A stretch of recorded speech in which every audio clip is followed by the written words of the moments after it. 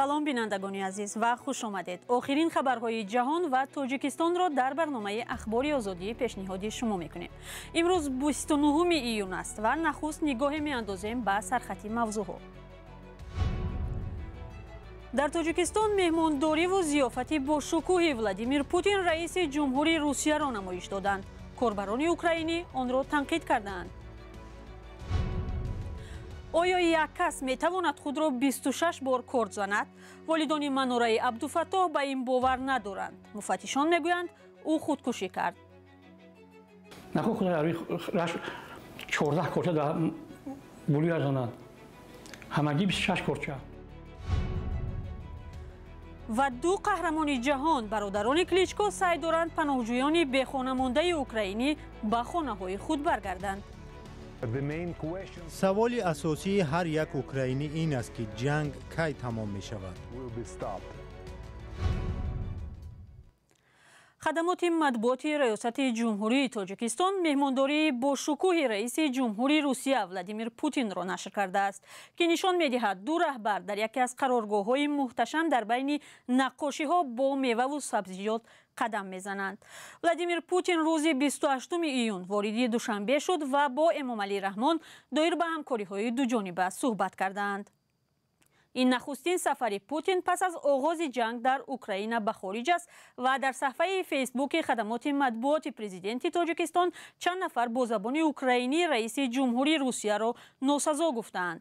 дар гузашта корбарони зиёде аз чунин мизбонии раиси ҷумҳури Чин дар Тоҷикистон интиқод карда буданд. зимнан Владимир Путин дар Душанбе гуфтааст, ки Русия бо Толибон робита барқарор кардааст.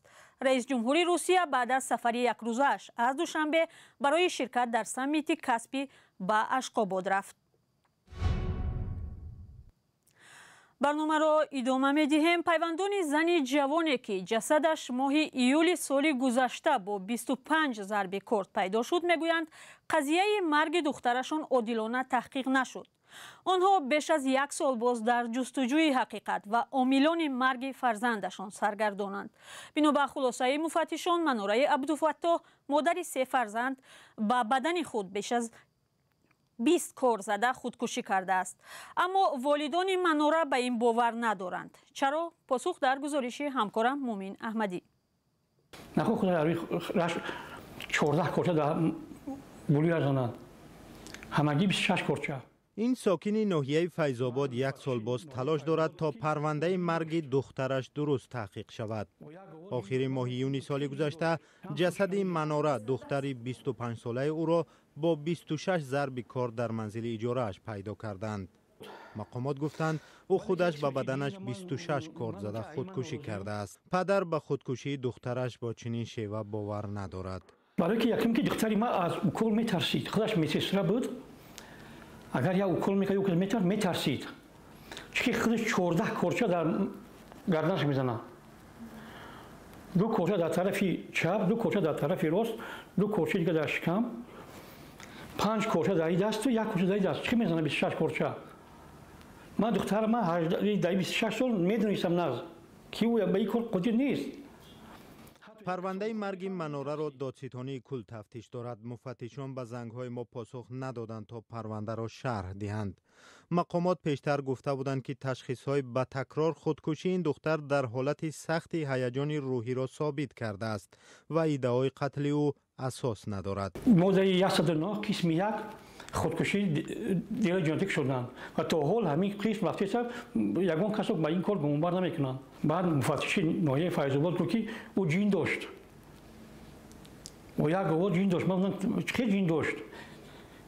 ту дар куҷо хундагӣ? гуфтам чун мактаби олӣ хундагӣ ё ки ягон пеш ягон мулоза даст гирифтагӣ? ҳолон ки ту маълумоти олӣ дорӣ, ту ба чӣ ба ин корро бовар мекунӣ? аз Манора 3 фарзанди хурдсол мондааст ки онҳоро додгоҳ бо як қарори баҳсбарангез ба хонаводаи шавҳараш супурдааст. замони ҳодиса шавҳараш дар Русия буд. хонаводаи шавҳар аз суҳбат дар ин бора худдорӣ мекунанд. Тоҷикистон имсол 25-мин солгарди имзои созишномаи сулҳро ҷашн гирифт. Радиои Озодӣ дар остонаи ҷашн бори аввал рӯйхати садҳо қурбонӣ ва гумшудаи ҷанги дохилии солҳои 92-97ро нашр кард. تاکنون ده‌ها نفر این رویخط را مهم شمرده ایده دیگر پرسیدند که چرا فهرست کامل نیست. همکاری ما میرزا نبی خالقزاد در استودیو با ما است و از او میپرسیم که این رویخطها چگونه به دست آمدند؟ ببینید، این رویخطها در سالهای 1992 و 94 به رادیو آزادی فرستاده شدند، ولی همون طوری که گفتی بار اول نشر می شوند. بخشی از آنها را حاکمیت‌های آن وقتی جماعت و ناحیه‌ها تهیه کرده بودند. جزئیات و املای نام‌ها به طوری که بودند نگاه داشته شدند، حفظ شدند. نام شهر و ناحیه‌ها نیز در شکل پیشینشون باقی ماندند. در بعضی از رویخطها کی و چگونه کشته شدن این یا آن شخص ذکر یافته، در بعضی دیگر از گروگان افتادن یا بینشان شدن شهروندان سخن رفته است. و درست است که تأکیدی بعضی از کاربران بجا است که فهرست پر نیست و ما هم از آنها می‌خواهیم اگر نام قربانیان و یا گمشده های دوران جنگ داخلی را می‌دانند با ما فرستند تا یک جای آن را کامل گردانیم. همان گونه که می‌دانیم در این جنگ ده‌ها هزار کس کشته شدند. اما بعضی ها پرسیدند که نام ها را چگونه برای خط وارد کردند. میرزا نبی؟ از مردم میخوایم اگر نامناسبی قربانیان جنگ یا برادر بیدرک شده ها را میدونند لطفاً در زیر روی خط نشر کرده ما در سامانه رادیو آزادی بنویسند یا توسط شبکه‌های اجتماعی و یا ایمیلی که در سامانه گذاشتیم یا تلفن‌های ما برای ما بفرستند. ما حتما نام ها را اضافه میکنیم. در دوام 2 روزه که روی خط نشر شد واکنش ها با آن گوناگون بود. بعضی از کاربران این تصمیم را مهم شمردند، ولی بخش دیگر پرسیدند که چرا روی خط حالا یعنی پس از 25 سال ختم جنگ نشر شد. میرزا نبی؟ ببینید، سالها قبل پیشنهاد گشته بود که باید در تاجیکستان آثارخانه جنگ یا هیکل یادگار و گرامی داشته ده‌ها هزار قربانی آن بنیاد شود تا در این روز مردم توانند به اتحاد سرجمعی خاص بر پای چنین یادگاری گل گذارند. تلاش چند تشبسکار و تاریخ‌نگار برای بنیاد کتاب سفید قربانیان جنگ یا فهرست ملی قربانیان نیز نتیجه نداد. رادیو آزادی تصمیم گرفت این معرکه را آغاز باشد تا مقیاس جنگ معلوم گردد و یاد قربانیان آن گرامی داشته شود. فراموش کردن آن که تاجیکستان چه تاریخ خونینی را پس سر کرد میتواند راه را به تکرار آن باز کند. هدف این است، نه زمان نشر روی خط. بله، تشکر. همکارم میرزا نبی خالقزاد درباره فهرست قربانیان جنگ داخلی تاجیکستان صحبت میکرد که رادیوی آزادی در وبسایت خود نشر کرد. شما هم اگر کسی را در زمان جنگ داخلی از دست دادید و میخواهید نامش و نشانش را نویسید، پس سری بزنید به وبسایت azadi.org و اونجا به ما نویسید.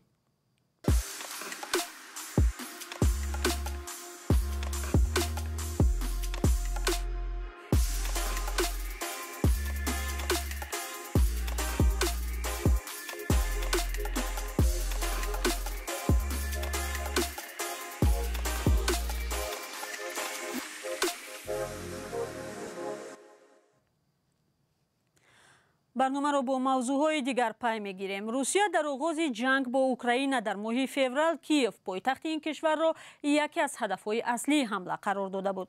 تنها در ماه مارس روسیه به بیشتر از 220 بنای استقامتی در این شهر ضربه زده است که بر اثر آن هزاران نفر بی خانه ماندند. حالا با گذشت 4 ماه از جنگ اندری کلیچکو و برادرش که قهرمان جهان در مشت‌زنی هستند سعی دارند خانه ها بازسازی شوند و مردم زمستان به خانه های خود برگردند. گزارش صدای آمریکا را همکارم کیومرسیاتو تقدیم می‌کند. روسیه روزهای نخست جنگ کیوف را هدف اصلی قرار داده بود. شهر موشکباران شد که صدها خانه ویران و هزاران نفر بی خانمان گشتند. بیش از 600 انشاءات غیر نظامی در حمله های روسیه خراب شد. بازسازی 300 بنا آغاز شده است. به این بنا در غرب کیوف روز 15 مارس امسال موشک‌های روسیه برخورد. 4 نفر جان دادند و 400 کسی دیگر بی سرپناه ماند. ویتالی کلیچکو شهردار کیف میگوید روسیه قصداً به بناهای غیر نظامی حمله میکند و این بنا را همچون دلیل نشان میدهد. به اینجا آمده است تا بازسازی بنا را نظارت کند. اینجا پیامد جنگ رو میبینیم. این نتیجه تبلیغات دروغ روسیه است، چیزی که عملیات مخصوص مینامند علیه نیروهای ما و در وطن ما بیش از 220 بنای استقامتی را ویران کرد که در آن مردم عادی زندگی میکردند. هدف این است 4 کس کشته شد. هر چیزی که در تبلیغات روسیه میبینیم دروغ است. ساکنان میگویند آرزوی زندگی آرام را دارند. سوال اساسی هر یک اوکراینی این است که جنگ کی تمام می شود. ویتالی کلیچکو در تلاش برای بازسازی کیوف و برقراری صلح تنها نیست. ولادیمیر کلیچکو برادرش و قهرمان جهان آید به باکس در پهلویش است. این قرض شهروندی من است. همین راه را انتخاب کردیم. باور دارم که همه اوکراینی ها، مردان و زنان اجرای قرض شهروندی را درک میکنند. ساکنان کیف به مثل میلیون ها اوکراینی دعا میکنند که این دهشت زودتر پایان یابد. برادر شهردار کیف از جامعه جهانی میخواهد تا پیش راه تجاوزگری روسیه را بگیرند. اگر ما پیش راه روسیه را اینجا نگیریم باید دانیم که این آغاز است. پس از غصب اوکراین آنها در دیگر کشورها را خواهند کوفت. باید کشورهای جهان و سازمانهای جهانی بر روسیه نشان دهند که در عصر 21 پس از جنگ دوم جهان حمله به یک کشور مستقل با نقض قانونها کار درست نیست.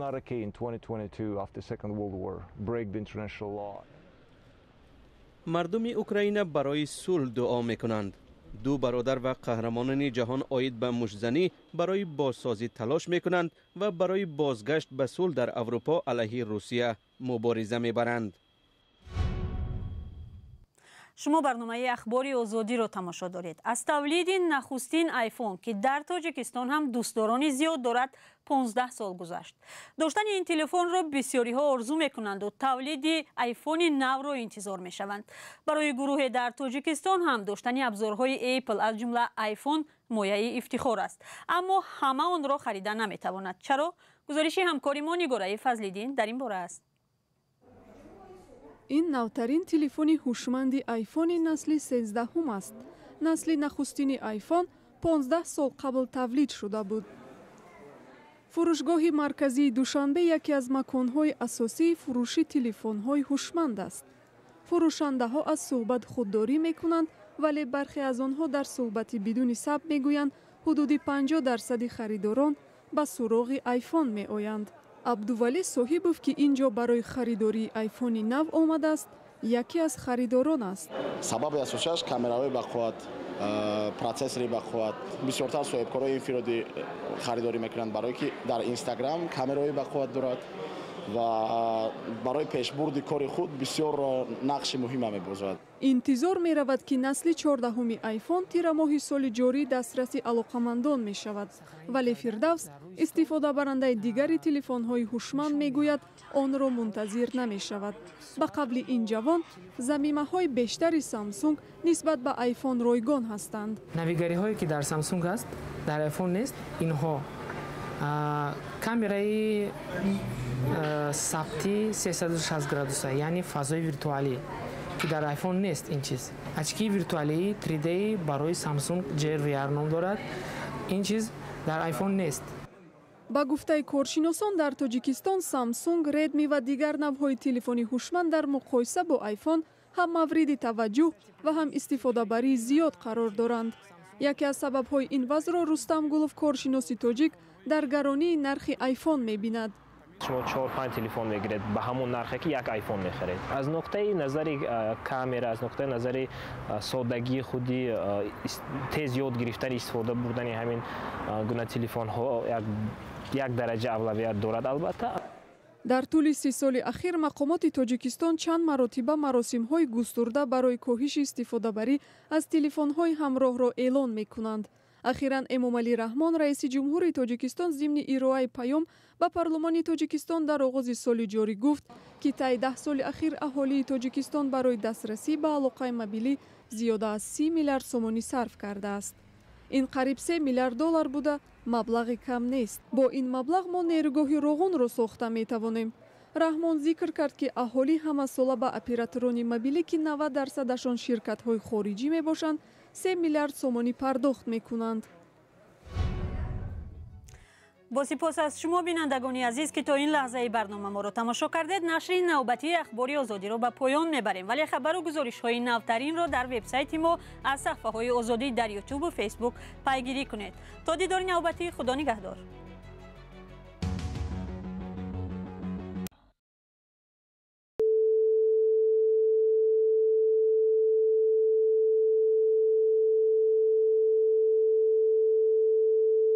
This is